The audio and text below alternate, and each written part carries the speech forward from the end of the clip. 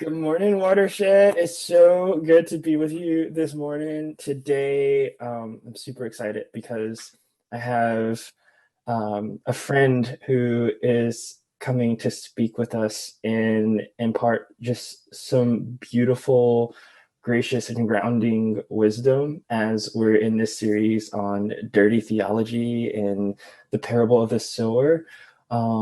And so we have Shawn here today, but we want to introduce you to our good friend Kaitlin Curtice. And if you don't know Kaitlin, she is a poet, an author, a public speaker, an enrolled citizen of the Potawatomi Nation, meaning that she is a person of Indigenous descent and kinship. And she writes at the intersections of Indigenous spirituality, faith in everyday life, and decolonization within the church. And a lot of our conversation will be looking at her book Native, a native spirituality, and maybe we can pull out some threads of how that might relate to the sower as we engage this. So welcome, Kaitlin. Thank you so much. I'm so glad to be with you all, even virtually. I'm grateful that this is a possibility in this time. Before we get started, I just want to acknowledge that I live in Vermont, which is the land of the Abenaki and the Wabanaki Confederacy. And we just moved here a few months ago from Atlanta, Georgia. So we're kind of on a new journey here. And Indigenous Peoples Day is coming up on the 12th, tomorrow. And so I encourage all of you to look up whose land you're on. I think that they're going to share a link with you to do that. But there's an amazing website that I use when I was traveling to speak. I would travel wherever I was at, and I would use this to look up the history and the peoples of the land that we were gathering on. And so I encourage you to do that from where you are or where you were born, even just to know those stories and those histories. So thank you for having me. Thanks for being here. I live in South Charlotte, and I have used that tracker, and I know that I am on Catawba and Waxhaw lands, and I think there's also Sugaree is really close nearby too. So we're so excited you're here this morning. Thank you. So one of the ways that we talked about opening this up was, if you remember a few weeks ago when we introduced the D&I team and went through some of the evolution and transformation that we're going through as a community. And with that team, we introduced this framework of mapping our roles in social change ecosystems. And to put a little bit more tangibility to that, we Kaitlin describes herself as a storyteller, and the way that she weaves story is really beautiful. But just for background, storytellers in this social change, this social work, this social transformation, they craft and share community stories, cultures, experiences, histories, and possibilities through art, music, media, and movement. And so, as we have this conversation, and hopefully, I think that framework is on the screen for you. Always be thinking about where do you fit in a particular space or a particular moment. But Kaitlin, I wanted to ask you the question: what does storytelling mean to you, and why is that so important? Yeah, it's interesting. If you read my book, my childhood was really interesting because I grew up kind of in and out of my culture, not knowing a lot. Assimilated by the church, and so this weaving in and out of so much of my identity, it's difficult to describe in this short time we have, but if you read my book, you can read about it. But one thing that always tethered me was stories, and I've always been a storyteller, and I've always been so drawn to the stories of the earth or the stories of people. That's always been a part of me. I have journals from when I was at least 8. But I've journaled for like my whole life, and I think that that's because, stories have always been so important to me. We need to write our stories. We need to know our stories. And so then, getting older, going to college, and I kept taking all these lit classes because I was so enthralled by story, and that should have, been a cue to me that I wanted to be a writer, but I wasn't listening to myself. But I just kept coming back to stories again and again. And so then when I started writing, when my first son was born, I guess so about a decade ago, my blog was called Stories, and because it was just like the most natural thing for me, not just stories about being a mom, but like our spiritual stories, our collective stories, but also my story, and just weaving these things, and it just has always been a part of me, and I can't separate it out. And so now understanding that it's actually a part of my culture, it's a part of who my ancestors were, like it's a part of who I am. And it's a part of who we are as humans. This is what we do. We carry stories around inside of us, and we get the privilege and the honor of listening to each other's stories. And I couldn't separate it out from myself, even if I tried. It's just in there, and I think it's in all of us. And we have that opportunity to listen and to know our own stories. So interesting that you talk about listening so early on. In the story of the parable in Mark 4:3, it starts off with the simple listen, and this theme of listening is repeated throughout the parable. And one of the things that we've been playing with is wrestling with how we listen and the different stories that we're told. And I think coming from evangelical backgrounds or whatever backgrounds that we come from, oftentimes white dominated, colonized lenses, we're told to listen in a certain way.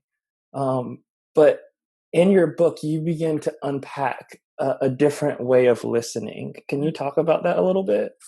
Yeah. What it makes me think of as you bring that up is kind of like, I grew up Baptist, and it's kind of like listen or else, sort of like, you better listen or else, you better listen or you'll go to hell, or you better listen or God won't be, impressed with you, that kind of thing. It's like a deep terror of like, you listen or else. And that's not the way that I want to live, and it created so much shame and fear in me as a child, as a teenager.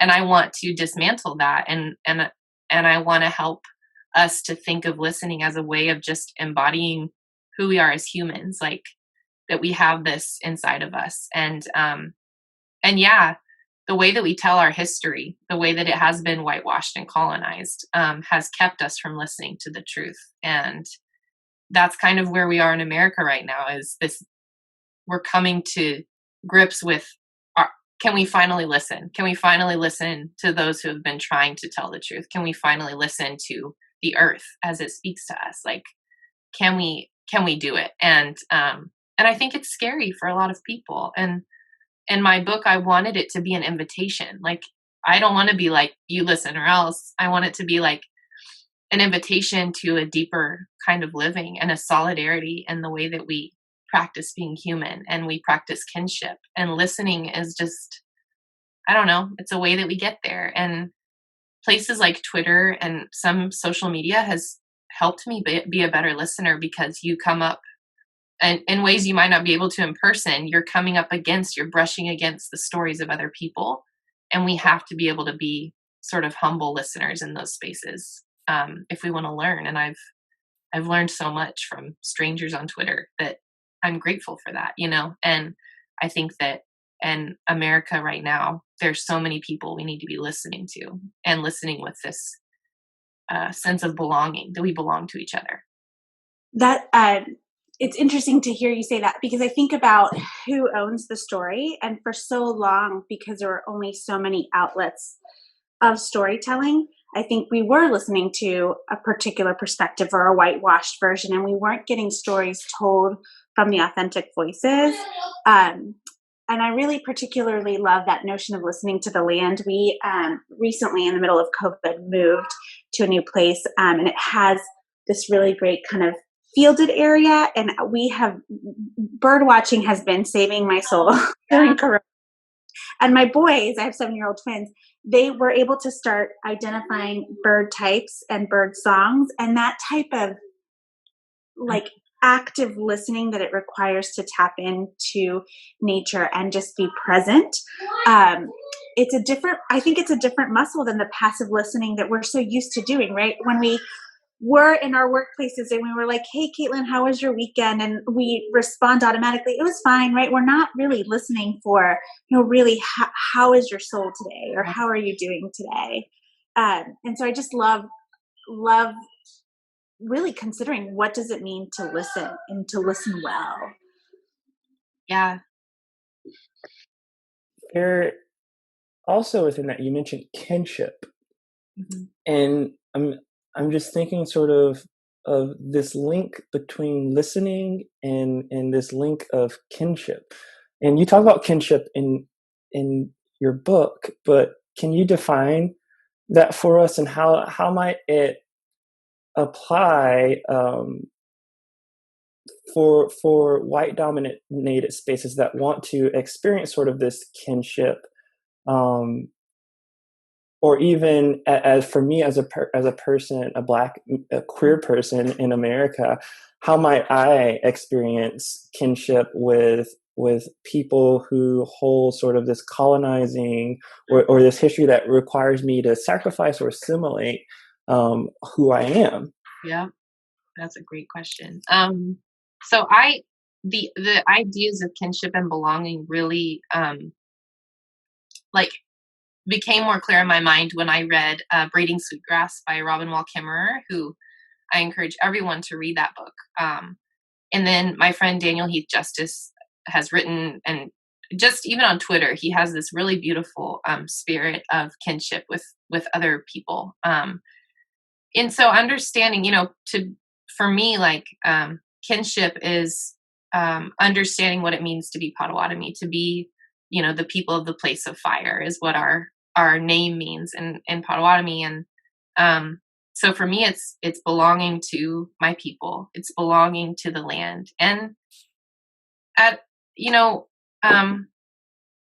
don't have to be Indigenous to have kinship. And so it's hard because I'm like, and even in my book, I'm trying to make it clear, this is my identity. This is who I am. But also as humans, we have this gift of kinship. And I think that when we live in a colonized world, a colonized nation, we have to find our people. We have to find those that we can practice solidarity with, because these systems of colonization will always be there to tell us to assimilate or to tell us that we can't fully arrive as ourselves. And I think that that's why a lot of people have left the church and aren't in those spaces anymore, is because we can't bring all of ourselves into those spaces. We're always having to leave pieces of ourselves behind at the door. And so we have to find our people somehow. And what the earth teaches me is that we are always welcome. Like if you show up at a river or a lake, if you go and rest under pine trees, if you go out and sit in the grass, if you look out a window, like the earth is there. And we have to kinship with the earth means that we have to acknowledge what we've done to the earth, and also hold this deep gratitude that the earth still gives these gifts to us. Like even like I live in Vermont, so the fall here is beautiful, and we're literally watching things die, and even that is a gift somehow. It's this thing that we can't make sense of, but it's there for us. Our gardens are there for us, and we are there for them, and it's reciprocal, right? And it's hard as, Black, Indigenous, people of color, queer people, disabled people. There are so many of us who live in these margins or these liminal spaces where we have to work harder to find those who will hold space for us. And I think that that's where we've been for a long time, and probably where we'll be for a long time. And we have to just work harder to create safety of kinship and belonging, I think. I love that. When you talk about that, I'm reminded of sort of this kinship with the church. I'm reminded of how in assimilation the church has asked us oftentimes to sacrifice our origin stories. Mm-hmm. And your origin story of the Potawatomi Nation, that actually carries you and informs and shapes your spirituality, your relationship with the divine. Could we talk a bit about that? Yeah. I think that for so much of my life, the church was that space for me, and it really did sort of take precedent over what it means to be Potawatomi for me. And so as an adult, kind of recognizing that there was a part of myself that was silenced, that wasn't there, that wasn't being listened to. I think that is still taking a lot of work to sort of dismantle what the church told me to do, who I should be, right? I have found a spiritual depth and again, a sense of belonging that I never had in the church. And I think it's because even without recognizing it when I was younger, I think there was always like, I'm not fully in here somehow. Like something is still not fully, like I can't get in all the way, even though I was like, purity movement, worship leader. Like I was, pastor's kid. I did it all. Mission trips, like I was fully in. And still, I think that inside of me, there were these questions and this wondering, like, there's something that's not, working in here. Cause why do I feel this way? And, learning to, call God or mystery Mamo Gosnan instead of just God, learning to pray in Potawatomi kind of cracked open something in me that I didn't know I needed. There's been a lot of those moments where it's like, I didn't know I needed this, and you stumble upon those things, whether it's about yourself or just something in the world where you're recognizing where God or mystery or whatever you want to call them is expanded and you didn't know you needed it. And there it is. It's kind of like those just beautiful moments of expansion. And I found that, but that also means I have to then ask who Jesus really is to me and who is God to me then. And am I a Christian? And what does being a Christian even mean? What if it's more expansive than we thought? And I have to leave white Jesus behind. So who replaces him? And, it's just like, once you open that up, there are more questions, but that's okay. That's okay. And a lot of us are there right now, I think. I always think about different types of ministries or different types of prayer. So to sit outside by a moving water is a form of a different type of ministry, maybe a ministry of presence or a prayer in commune with the land. And I think as I further decolonize my own awareness and my own history and my own sense of self, and for me, a lot of it is what does it mean to live in that hyphen, that duality that Gloria Anzaldúa talks about.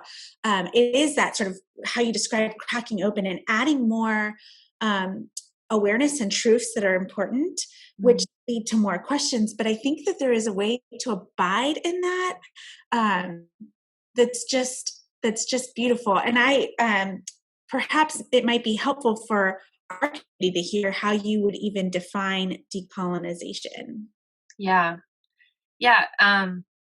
So there's definitely, as I often say in my book, I'm using decolonization as sort of as a practice, a spiritual practice. Decolonization, if you look up the definition, certainly has like an academic, political definition of decolonizing. What I'm trying to do is make it accessible to us as an idea, and like many people before me have. It's interesting right now in this moment of COVID and everything happening. Decolonizing for me has meant decolonizing our ideas around rest and sabbatical or Sabbath or whatever you want to call it, and I follow the NAP ministry, who is just incredible, constantly reminding us that, whether it's the grind culture that she talks about, or, these systems that tell us like that rest is not good, that we're lazy if we rest, or that we need to keep working, we need to work harder, we need to, just like that push. Decolonizing is asking how we can dismantle those systems of colonization that either affect us or that we participate in, or both. I think a lot of us are both. And so I am in this season asking, how can I decolonize my view of rest? I don't have to rest to earn something. I rest because I'm a human who needs rest, or I rest because I'm an Indigenous woman who needs rest, or I rest so I can be full enough to do the storytelling work that I need to do, or whatever it is, and to not feel guilty, but we live in a consumer, capitalist, colonized, patriarchal, all the things culture, and we are told that rest is not okay. That's just kind of to give people an example, like that's what I'm dealing with right now, and trying to sort of dismantle for myself is how can I understand that as a part of who I am, is this idea of rest. And I think a lot of us are dealing with that right now.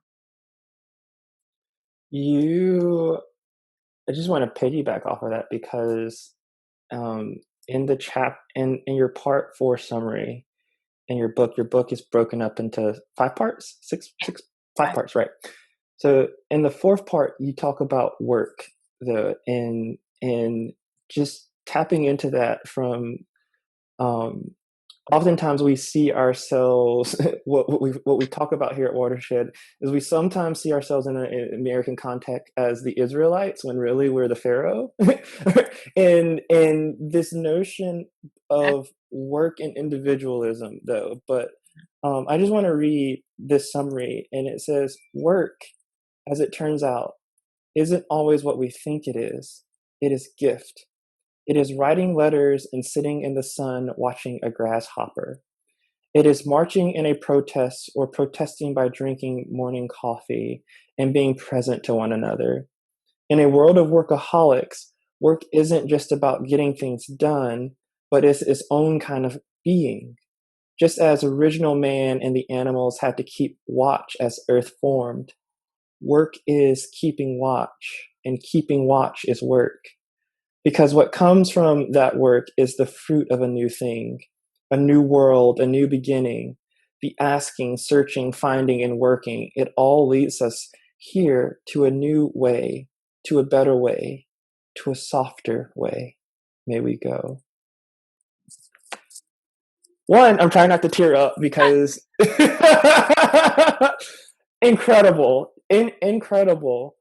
But truly, like how does our work ethic in the American context divorce us from land, from our native story, from our origin story? Yeah. I mean, the individualism, the pull yourselves up by your bootstraps, the kind of ignorance, just complete ignorance of what equity means or what justice means. I mean, we've built a nation based upon these things, and that's the truth. Whether we say it or not, it is, and we don't say it. We actually avoid that conversation pretty much, I think. But that is the truth. We practice individualism so very well, and it really is a part of our spiritual demise, I think, that we are not able to, and COVID has shown us this. Like we had an opportunity in this moment to gather together and make decisions for the collective, or to make decisions based on our individualism. And we've seen both happen and what that has done in these different scenarios. And yeah, I think that we have, especially white American Christianity, we have learned to even view the land as just this thing to take over. We romanticize the pioneers, and we, even in the church, I grew up with these romanticized ideas of the frontier, and we even have, in some of our worship songs, we talk about that kind of idea. Those, we're coming to this empty space and we're going to get to, and it's so colonial in the language that we use, even around like who God is and what God does.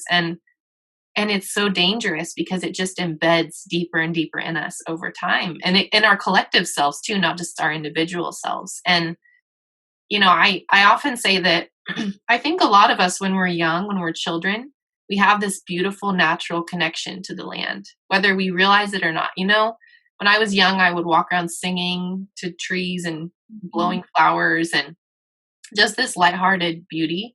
One of my sons does the same thing, and I have 2 kids, and they do it in different ways, but my oldest does that. He walks around and sings to trees, and he's been made fun of for it, because and once that happens, it gets ripped out of us. Like, that's not how we interact with the earth. What are you doing? And I think that colonization and assimilation, all these systems, patriarchy, teaches us to disconnect from the earth and to view ourselves as consumers instead of humans that need that connection. And I think that then that obviously affects the way we view work, and it's just like a never-ending cycle. Yeah, for me, like, it's what you're describing. To what I hear in that is we've prescribed a certain value to, like, we've made a commodity out of the land. Yes, exactly. And have failed miserably at seeing what its true value is, right? So I've been heavily influenced by Aldo Leopold's land ethic and talking about how the land ought to have a voice, and how we, because we have a physical voice, are in need of protecting that land. And we've gotten away from that because we equate value with money. And so if the land becomes this commodity that we can shove I don't even know, like a strip mall in this tract of land and not even think twice about all of the creation that we're destroying, and all of the fragile ecosystem that we've just disrupted and dismantled because we have attributed the wrong type of value. Right. If someone is in that space of like maybe coming awake to that, what would you recommend? Like, are there practices to help us regenerate that relationship? Is there anything that you can kind of give us as how do we come back to ourselves, and how do we come back to the land? Well, the first thing I always tell people is to read Braiding Sweetgrass by Robin Wall Kimmerer, that book I mentioned, because in that she's literally teaching us how to view plants, and she's doing it from she's a scientist, but she's a Potawatomi woman. She's doing it from this beautiful perspective. And I just tell everyone to read that book because I just want them to. And I think that it just teaches us. She's just such a great teacher. Something that a few things. So for me, part of what I have needed to do is to take that time to apologize to the land. And, I've led people in retreats and different things to write a letter to the land, to write a letter to the earth, and make it where you're acknowledging that the earth is a being and not just a thing that we get to take over or do whatever we want with, that you're acknowledging, Sugamakwe is what we call Mother Earth in Potawatomi. Like, you're acknowledging the being of this earth, and that there are so many gifts here that we get to be a part of. I think that that's important. And then something that I've been doing lately, because what happens is we go into this and then we want to just think our way through it, and sometimes that's not helpful. And so we have these theologies, we have these ideas, we have these different things we can think about, but sometimes we need to embody it. And so if you are able to get outside, to go on what I'm calling like a senses walk. So try to clear your mind. It's very difficult for me personally, but when I walk my dogs, I have a husky who's like 15, and so he's very old, and he's just like going along trying not to fall over, and so it forces me to like slow down with him, and so I try to engage my senses in the best way that I can, whatever senses are available to me. What do I smell? What do I see? What am I feeling under my feet? Or or if you're not able to do that, to again look out a window or sit on a porch and just engage your senses and let the earth speak to you in that way. And I know it really bothers people that when we say let the earth speak to you, because again, it's saying the earth is a being and that the creatures around us are beings, but also like, what do you mean? Like, I can't hear a voice. Like, what do you mean? That really, it's hard for people, but just listen anyway. Like, just try it. Just let the earth speak to you in your spirit. Like, let it name things for you and just see what comes up, just see what comes up. And I think that those are, a few simple things that can just kind of, again, crack that open in us and bring us back. And I honestly think that when we do that, it brings us back to our childlike selves. And there's some healing And it may open up other things, like it may open up trauma, or that there's healing that's there. And I think that that's worth it. And it's a really beautiful thing to participate in. I think that's some good dirty theology right there. What I'm struck by in this parable and what you just alluded to of what the earth is saying, what the earth is giving in this parable, with the sower, the earth is always, everybody has a part. Like the seeds that were thrown on the gravel, the birds came and ate them and they were nourished. The seeds that were thrown in the gravel, they still produced fruit. Is like you didn't get to it in time enough where the sun got to it, right? And so we're reminded sort of this death process, this cyclic process of life. Mm-hmm. And then we have sort of this what we call good soil. I was taken back to sort of the Jewish creation story, of the days and how God looked and said it was good, but that took this work. This took this tending to, this kinship with.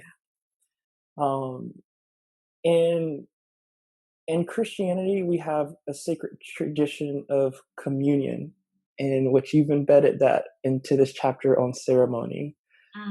And I'm struck by this quote that you said, the communion table in our churches is a political table.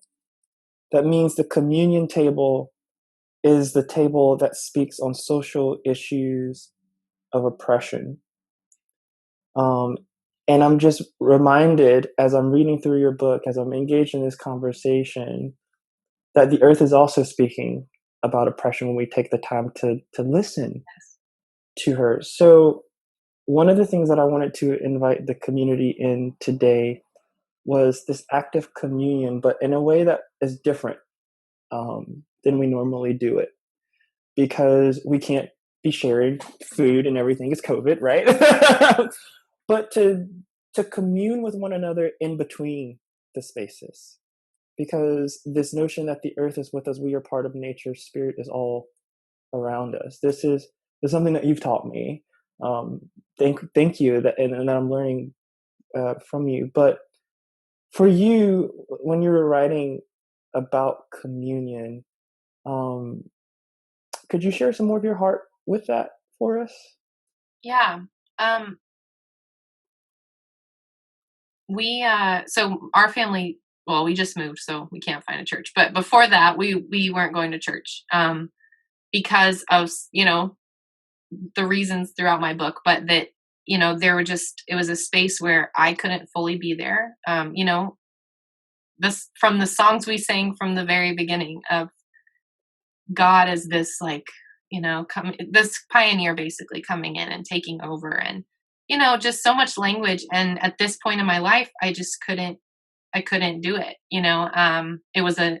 We were going to a church that was non-affirming. We were going to a church that had women in leadership, but also had white men in leadership. So it was just, there was so much that was off. I would bring up issues that I thought were really important, and it was ignored. And then it's just things like that. And so there, I actually didn't want to take communion there. It was one of those places where there were Sundays where I would stare at that table, and I've always taken communion. But there were some Sundays I would stare at that table and think, I can't take communion in this space. Like I don't know how to get to that table right now, because I know that it's not for everyone. And I know that there are people whose voices aren't being heard, and I can't do it. And that was super painful for me to come to that realization of knowing that, and healing at the same time, like knowing that in that solidarity, like I can't take the cup and the bread based on this community, even though it's also meant to represent something else. It's so complicated, but that's where I found myself. And so writing this was also trying to make that statement that, like, when we do this thing together, it's supposed to be about all of us. It's supposed to be an act of solidarity. And I think COVID is teaching us some of that right now, because we're not together and we're all in our own homes taking communion or trying to figure out how to do that. And maybe it's teaching us a better way. Maybe it's teaching us who is welcome, and and how the earth is always there and holding space for us. But the table shouldn't be like that in our churches, and it is a lot of the time, and how do we make room and do it differently? And I think that we're asking that question right now, and I think that's a good question to be asking. I'll just leave on this note that you summed it up so beautifully. Decolonizing our table means recognizing that sacredness moves and breathes all over the place, in all people, in all creatures, in all things. So communion becomes the space in which we say everyone and everything is loved. Thank you for being with us today, Kaitlin. You are such a gift. Gift to me as your friend, as a mentor, as I watch you go about and stand in your truth and hold tension well, and a gift to this community as we are broken open to see spirituality different, to this invitation into decolonizing our own faith. So. Thank you. I can't really improve on what Tommy just said, but thank you so much for your energy and your time and your wisdom today, and sharing your story, which we desperately need to hear. So thank you.